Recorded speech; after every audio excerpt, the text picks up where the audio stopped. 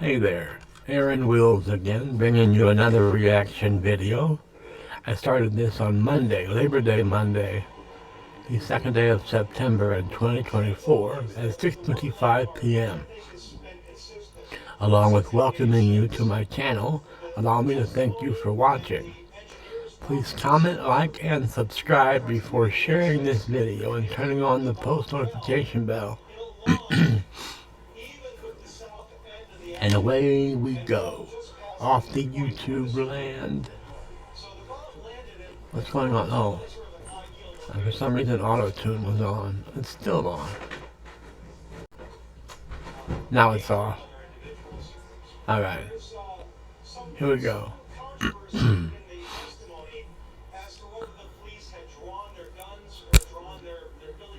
That's better. Maybe I was hearing a little latency because of the auto-tune. So here we go to YouTube land. YouTube land. YouTube land. Here we go to YouTube land.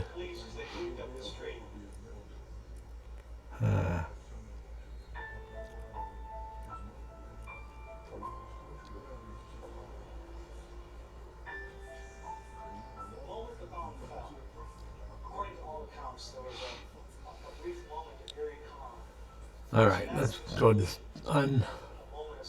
is Unresolved Sexual Tension, no, Textual Tension, which is a great title. Let's see. Here we have Julian Greystoke doing a book review too.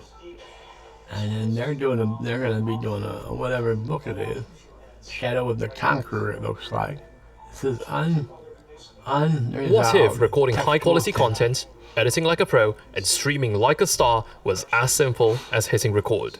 With Riverside, it's just that. Riverside makes the entire process easy, from recording to editing to streaming without having to jump from app to app. Everything you need is all in one place. Riverside. The other thing we have to say about this is, during this fight, the guy's like, you look just like him. I didn't think I'd find another one of us. And he's like, I don't know what you're talking about. Fighting. And then towards the end, he's like, no, we're both the bastard's children. And he's like, no, it's impossible. And he kills him in the most wild, barbaric... He basically Vlad the Impalers them, if you're familiar with that, but specifically... Through the butt. Like... Unresolved Textual Tension. Hi guys, and welcome to another episode of your favorite podcast, Unresolved Textual Tension. It's me, your host, Maria, and with me today are my handsome bitches, Katie and William. Hey guys, and today we have such an interesting book to talk about. Katie, what book are we reading today? We're reading Shadow of the Conqueror by Shad something. Shad M. Brooks. Better known online by his YouTube channel, Shadiversity. Oh, I've heard of that thrown around in the back hind brain. For those who don't know, I pick books on this podcast because I am, let's be real, a man. They just kind of do whatever I say and jump in without thinking about it. Yep. So both of them kind of vaguely know the name Shadiversity, but I don't think either of them have ever really watched his videos or anything. I have no idea what his videos are about. I have never actually seen one in the wild. I don't even know I don't know what this guy looks like. I don't know what his thumbnails are like. I don't know if he's one of those guys. Like, I don't know, because it sounds like university. I don't know what he's universiting. Like, I don't know what he explains.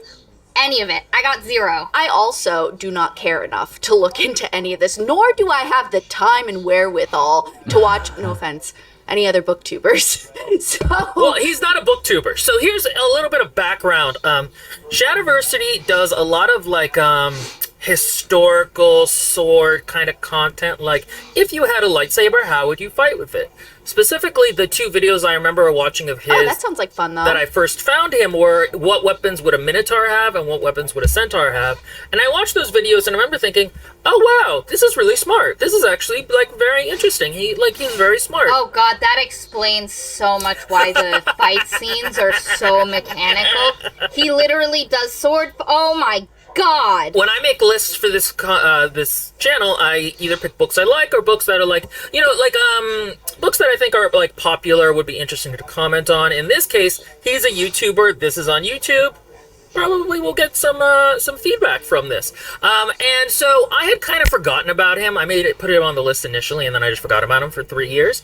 And then I had watched a video about how he thought the Mario movie was too woke. Specifically, the trailer was too woke, and that Princess Peach might be wearing pants the whole time and had a girl boss voice. And I was like, oh, interesting. Maybe we should look at his book again. Maybe this will be an interesting topic. And that is why we are here today after having suffered through 17 hours of this utter toxic trash of a novel. And we should state right off the bat, a lot of times when he's talking about criticism of his book, Shad tends to be like, well, people don't like my political views, so they don't like my book because of it. Marie and Katie don't know who he is. I know more about his political views, but I always try to keep the author separate from the work we're discussing. In this case, we are going to have to go into his political views somewhat because his book espouses his political views. But we're going to do it from the perspective of what does the book say? Yeah. You know, death of the author, all of that. I know the book, I think prior, just because somebody posted in the Discord a little screenshot of other people, like Shad's fans, talking about how it's unfair to, go against the book just because of Shad's. And again, I don't know what his political views are. I could, if you lined up a bunch of men and were like, pick Shad, I'd be like, no fucking clue. It could be Will. Will could be Shadiversity Okay, for first all of all, I know. what the? That is a lot of shade to be slinging for no reason. I just mean, I don't know. And so, please note that none of the... Or a lot of Shad to be slinging. That'd have been clever, more clever, I guess. That's a lot of Shad to be singing.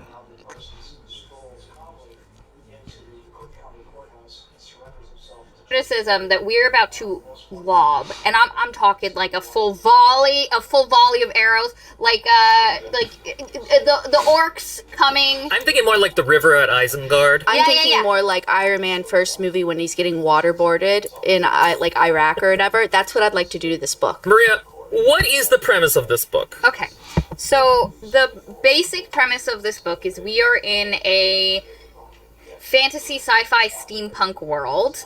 That makes no sense right now, but we'll try at some point to explain. A sci-fi fantasy steampunk world. We have our main character who is an old man who has done great and terrible war crimes. He was previously known as Daedalus the Conqueror. He was a tyrant. He did not great things to young women, just like a lot of bad stuff. But now he is going, at the start of a book, he's going to die. But lo and behold, the light, the god power of this world, the light has seen fit to turn him into a young man and bestow upon him great power. And now he's on a quest to live he's like, oh God, all I wanted was to die. But now the light has told me I must live with the guilt of my crimes, but I swear from this day forward, I shall redeem myself and only fight for good. That's the premise. And also, I wish I could die, but my true punishment is to live. Okay, for a hot second, I would like to say, at one point, a character calls him out on how dumb that sounds. And a character's like, that is so hypocritical, you're so dumb, that is so delusional. And then, like, 5 seconds later, he's like, no, living is such a horrible thing. Like, instantly, bipolar switch. Here's the thing. Usually, we've read a lot of bad books on this channel. A lot. This is odious in a way that the others aren't, because this book is gross in terms of what it says about people and what the morals and themes of the book are. This is also probably the first time we have to issue a legitimate trigger warning for people. Yeah. This book will talk about grape, which we have to call grape because this is YouTube, or essay is also how we'll refer to it. And also, just bear in mind, most of the time, this is always referring to underage women, even if we don't explicitly say so. So, what does that say? Statutory... What? What does that say? Hey Google, what is S.A.?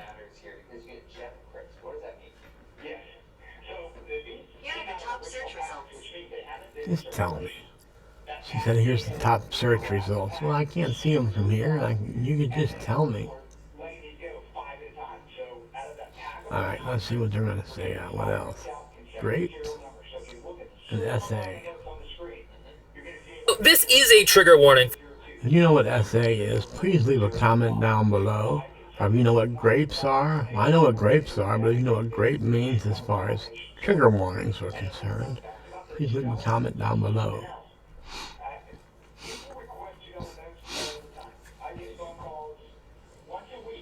Oh, I tried to hit it. For that kind of thing, if you are sensitive to it, or if you just want to sit it out. We have a lot of books, a lot of reviews of books we like that you can go to. Those will be in the description below. Also, if you're going to comment something like, why don't you guys ever like books? We do. We have a playlist about it. It's in the description. Don't. Let's state some of our issues with this book in general, and we'll try to keep this to like about 7 minutes, because otherwise we could rant about this book for an hour and a half before even getting to the plot. A lot of my complaints about this book started from chapter 1. I think I, more so than most, I mean, nobody in our Discord liked this. Obviously we didn't like this, but I think for me, my dislike of it started squarely in the first chapter. I find the world building, interesting ideas, very clunky execution. This author struggles with things being very mechanical, not feeling naturally integrated into the descriptions or the plot. It was painful from the beginning. I remember there's a scene in the first chapter where he tries to describe a dark stone, and I had to listen to it 3 times to figure out what that, and it was just clunky, yeah, me too. Badly worded, and it just, I was so happy when he got past the point where he was trying to describe the mechanics of his world, because it is not, like, Wait, he has he very... I mean, but it was less, like, the beginning was really bogged down. Now, the mechanic of his powers, that, we'll get to that stays the whole time, but the actual trying to describe the world building, very clunky. As Katie mentioned, the power structure, and I hate using the term power, but the magic in this world works like video game logic, to the point where instead of being like, I have this much power and I can apply it to these things, he's like, I have 4 bonds and I can apply a bond to these. It's his skill tree. And other people also have skill trees, but slightly different, and it just makes it where it doesn't feel like an organic world. It feels like somebody was trying to write a video game and then got forced into writing a novel and was like, oh man, I really liked these ideas. I refuse to leave them on the cutting room floor. Also, our main character, Dalen, and we're all going to have this complaint, so I'm just going to put this right here. This book is going to try so hard to, number one, make you think Dalen is the best boy, but also the worst boy. Like, and a perfect example of this is being a tyrant, war criminal, mass murderer was not bad enough for this author to instill upon the Tyrant? He was a cop?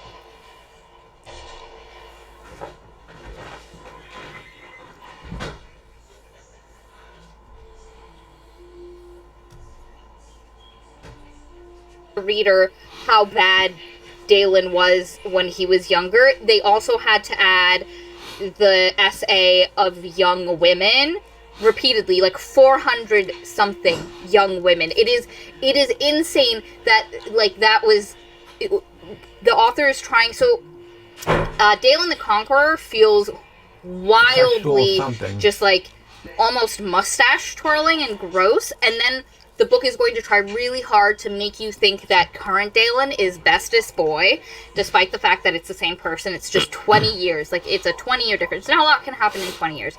The problem is, though, that we never actually see on screen as readers the one moment we need to even remotely, like, again, let's say this book ended up working as far as redeeming and like, a lot of the moral and ethical things in it were less icky. This book fails because we do not get to see the moment that this guy goes from being, I am a justified good ruler and everything I've done has been justified, from, oh God, what have I done? I am a monster. That happens before we walk on, and that is the greatest character movement of the entire book. and it happened off screen like 10 years ago. Like, we don't even know how long ago it happened or why exactly it happened. Isn't that called off page in books? Off screen is for movies, I think. I don't know. What do I know? I thought it was called off page when when we don't read it, when we don't see it, or when it happens before we, or when we're not reading it. Off page.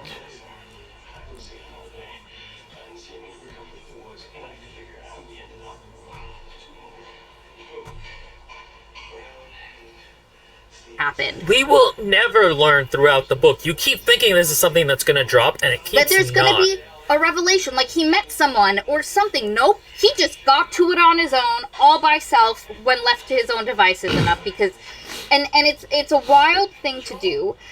The other problem is, Dalen dispenses punishment in his quest to do good. Dispenses punishment throughout the book that is the exact opposite of what he is arguing with his own existence, which is people can change and do good. And the book is going to argue that people, once they've changed and they can do good, that there is a argument to let them do good. And so for a restorative justice and a remunerative, what's the term? Restorative. Restorative justice. Meanwhile, on his path to good, he murders a ton of people, offering none of them the chance for redemption, learning. You and silly woman, he does it one he sees time. the light in them. He sees no. You guys are forgetting. He can see God, the light in. Don't get me started. I don't know why the author picked this premise. I understand the premise. It's an interesting premise. Basically, what if Stalin, with way more SA for some reason. And blue hair. Oh, and blue hair. Like, realized at the end of his what life, is like, that? oh, can I redeem myself? And so the book is supposed to be up questions about... What is fucking essay? Come on, they say they can't say it on YouTube. Please leave me a comment if you know what essay is. What is it? Sexual... I don't know. Please tell me if you know.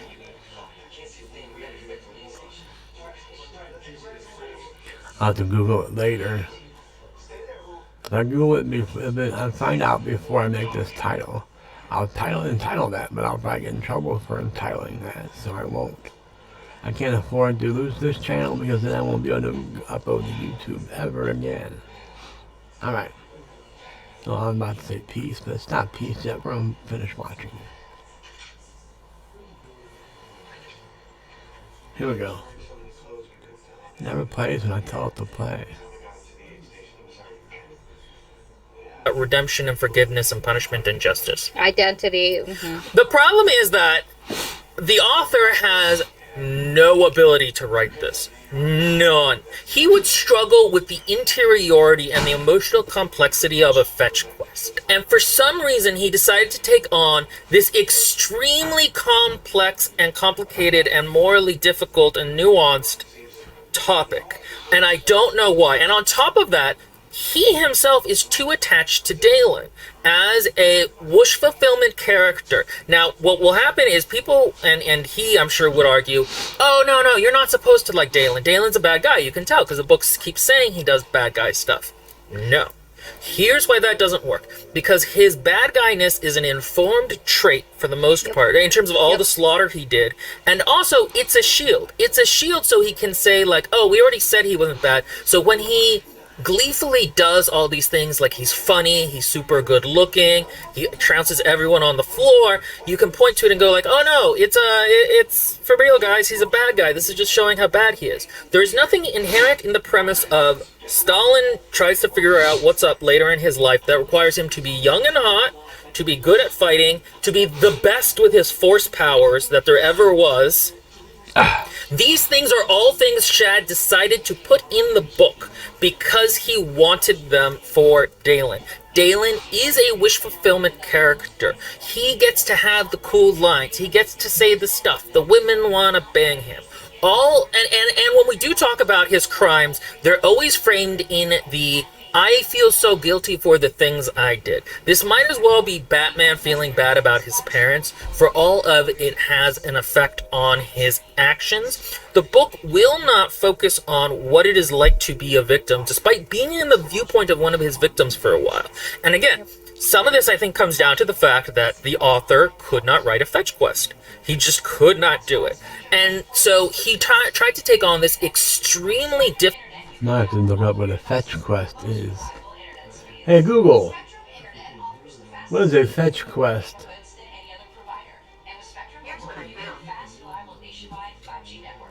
Again, here's what I found. Just tell me. difficult concept without any of the tools to do so. Also, he should have just written a fucking technical manual. That's the only thing he cares about in this book, is describing his stupid magic powers constantly. It's really actually complex. Like Dalen, the character, and why he is so flawed. This could literally be an essay as far as like how it is so poorly represented. It's because, as Will was saying, first of all, he's constantly telling you he feels bad, but then he doesn't act like he feels bad or that he's learned anything. When he's an old man in the beginning, he actively calls people little snots, and like he's like crotchety old shit. And the whole time he's horrible. He's not a nice person. And as Will was saying, one might say, oh, you're not supposed to like him. Well, first of all, you really should like your protagonist for the most part.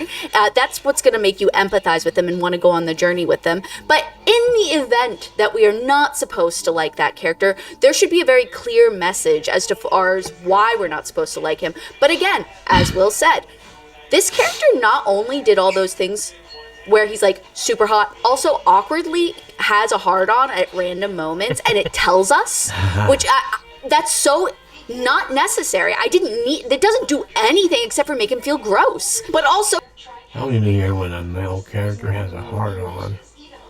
Ever. I don't think. Unless I'm reading erotica. Unless I'm reading a romance with a sex scene.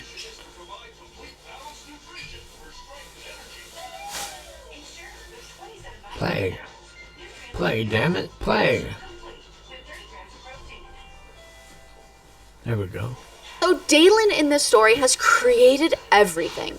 He is the Tony Stark of this world. He has engineered. He's a massive genius. He's a master of the sword. Barely anyone becomes master of the sword, but he's one of them. And not just that, but now he has these Lightbringer powers or Lightbinder powers or whatever. But the point is he has magical abilities. He's made everything in the world to where when somebody's like, oh, da-da-da-da-da about this feature of the city, then he's like, oh, in my mind, yes, I created that because I'm so smart because of all these reasons, and then says, oh yeah, super smart thing about the thing, and they're like, oh my gosh, how do you know about that? And also, Dalen becomes young, right? Well, first of all, what a messy, clunky thing for Dalen to be like, yes, I'm going to commit suicide, Like Benjamin Button. excuse me, yes, I'm going to jump off a cliff. And when he jumps off that cliff, he's like, I'm just going to flow on the wind until I hit the magical barrier of this world. And magically, with no explanation, which again is fine, I suppose. It depends on how it's being used. It could be acceptable considering, but it isn't in this case. But like, he magically turns young when none of this light stuff has anything to do with youth giving or anything like that. How does it backwards time? Then we get a tutorial of how he uses his powers by falling out of the sky, and it takes fucking forever. Anyway, my point is, though, getting to this, right, is that Dalen consistently always actively tells you, the reader, how guilty he feels. He doesn't show any learning, except for like this very clunky, half-assed version of it where he keeps making the same mistakes over and over again, and he keeps being told, oh, don't make those mistakes, and finally, in some way, which is unnatural, he starts making better choices, but even then, like Maria or whoever said, he starts distributing justice, like, and in what way does that show? Anyway, so all of those ethical and thematic messages are so matched and everything, but more importantly than any of this, for me, and this is what I told Maria before, but like, Yeah. honestly, the weirdest, time. most uncomfortable thing in this book is that the theme is not about SA. The theme is not Consonants. about, like, the main focus is not that he was a horrible predator that is now got to learn from his he was a whole political thing. There are so many other things going on in this story.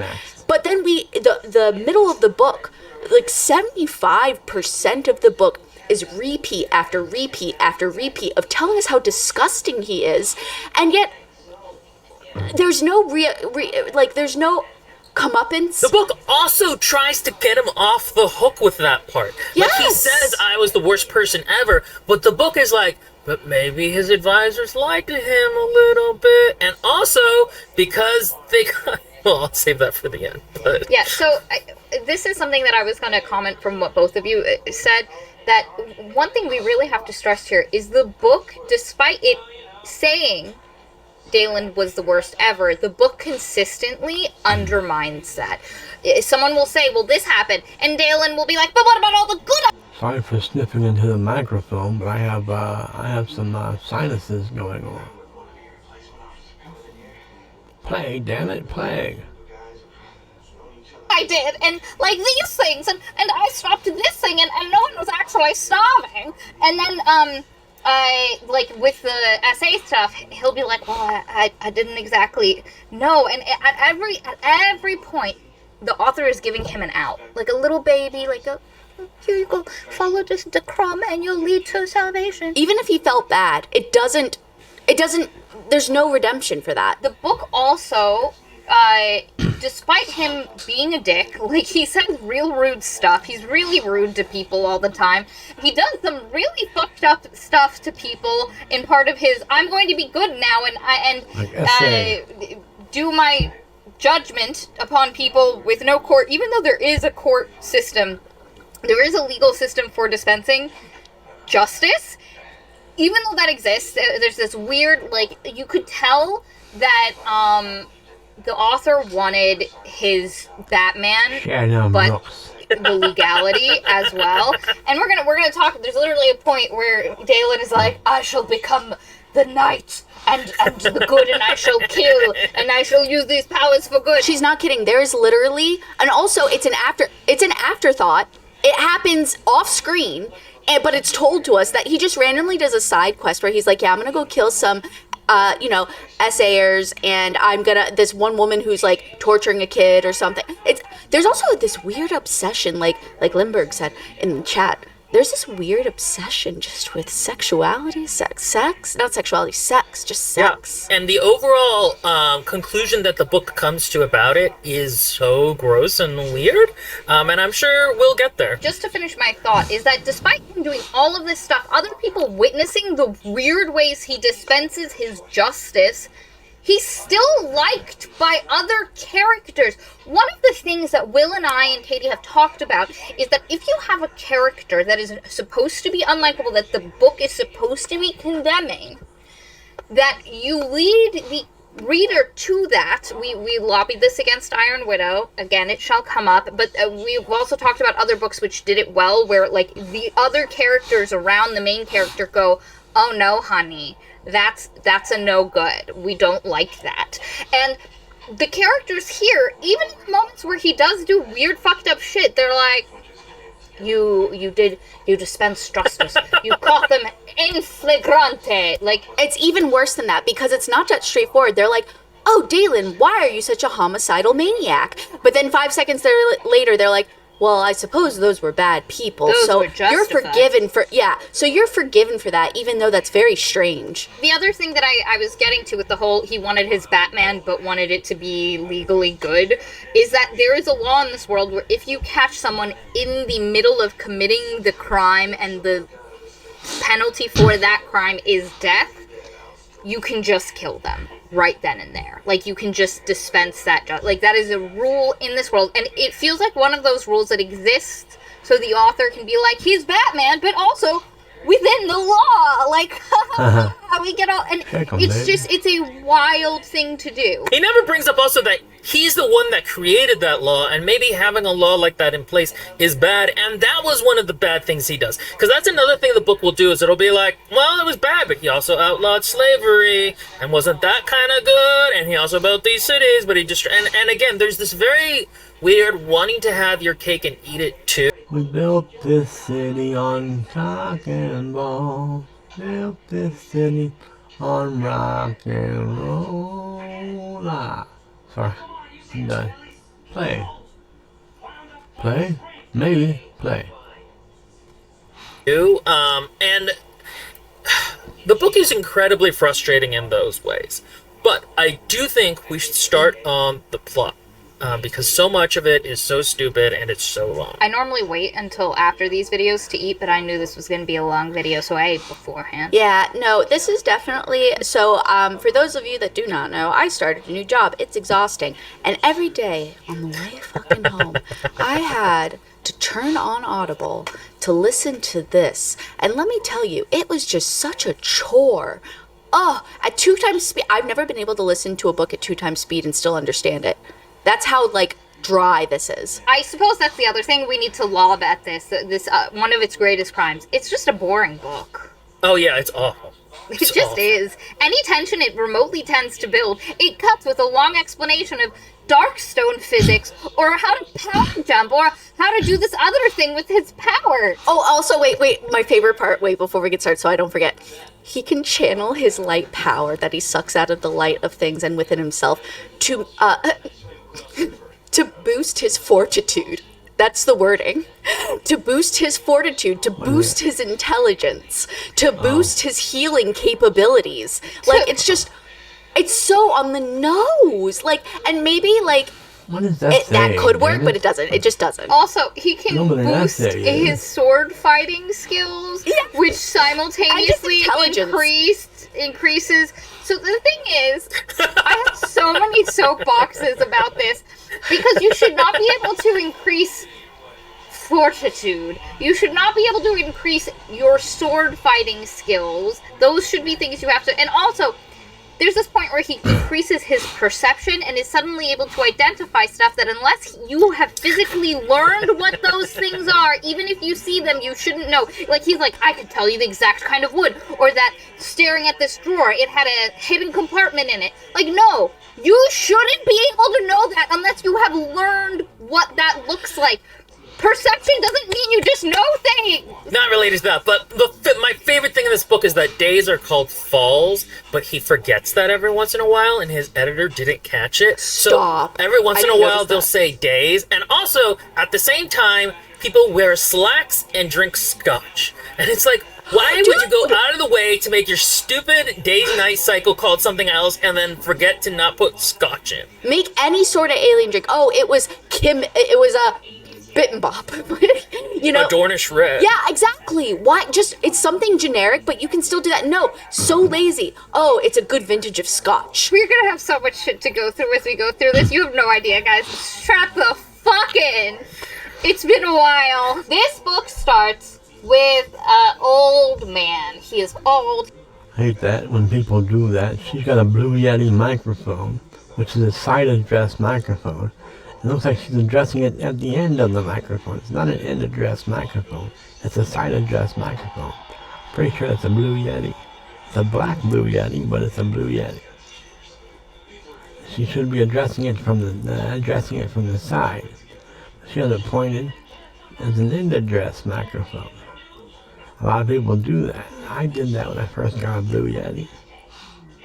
So I learned it was a side address microphone, and then I started addressing it from the side. It looks like an R2-D2. But you can hear it all around, depending on what you have it set on. So she might have it set on the all around, so it doesn't matter how she has it sitting there. Right, here we go. Play. Play, play, play. He is crotchety, he grumpy. His name is Dalen Namara. And he is how old is he? Like 80 something? 88. He's 88. He's like the 88-year-old like old man remains of and I don't even want to say that this book is incredibly age phobic. We're gonna get to a point now, but like this book is gonna be like, oh God. Anyway, and so we have this old guy, and he's like, I'm going to end my life now. I've lived a terrible life. I'm a terrible person. Now is the time for me to. I feel myself dying naturally of natural causes. So now, just a couple days ahead of when I'm actually supposed to die, I'm going to kill myself, because living my life with my guilt for the past 20 years, or undefined amount of time since he learned that he was a terrible person. Right off the bat, we're already, like, negating his whole message, because Dalen says, oh, I must live, so I may live in torture of my sins.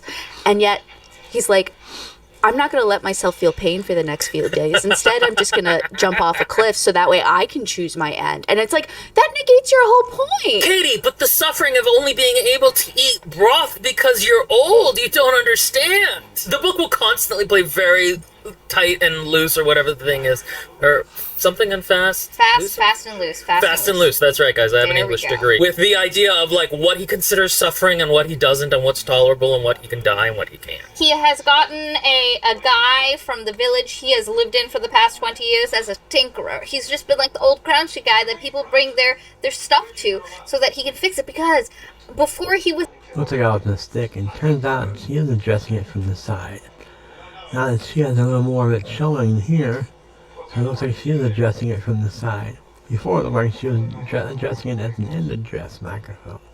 Now it seems like she is addressing it from the side, making it a side-address microphone, which is what it is, because that is in fact a Blue Yeti, which I'm positive it is.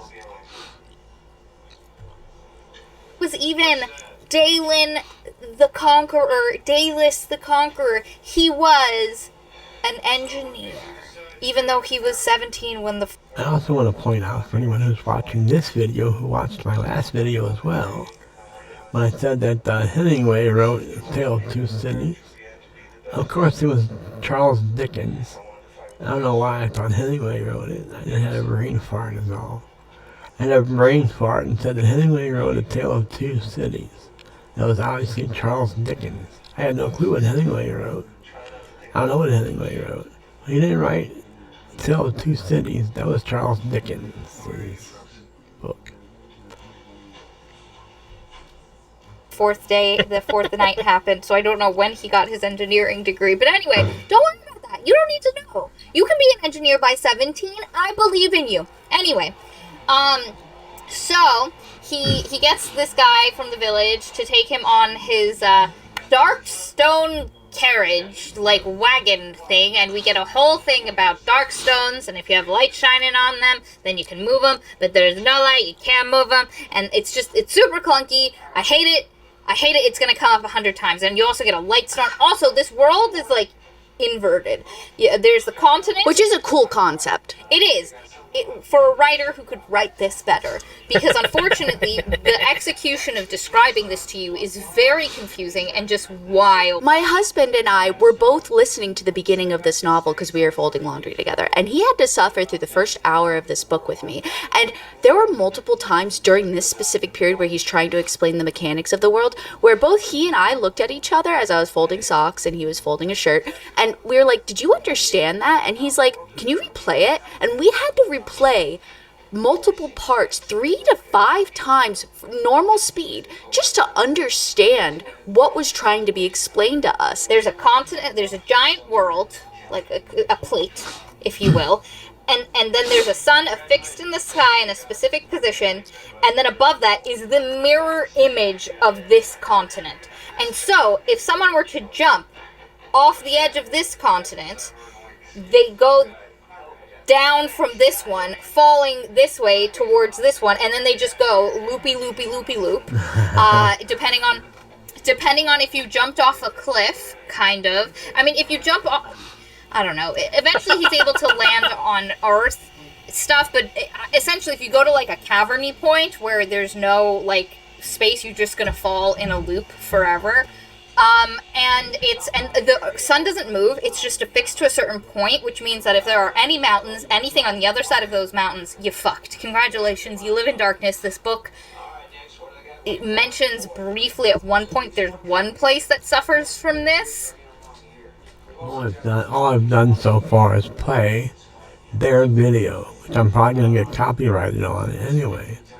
So I'll hang it up, and I'm going to upload this, I guess, and you guys can watch an episode of Unresolved Textual Tension. Again, what a great name for a booktuber, for a booktube, or for a book podcast. Unresolved Textual Tension. I love it. A great name. I hated the podcast the first time I saw it on YouTube because they were dogging Jim Moressi's book, The Savior's Champion, but then I saw a lot of other people dogging it. So perhaps it's not an amazing book like I had hoped it would be. I like Jim Moressi a lot. She comes up with some very good advice, but apparently she doesn't practice what she preaches. That's according to these guys and to other people as well. So, I guess I'm going to hang it up now. Pizza rolls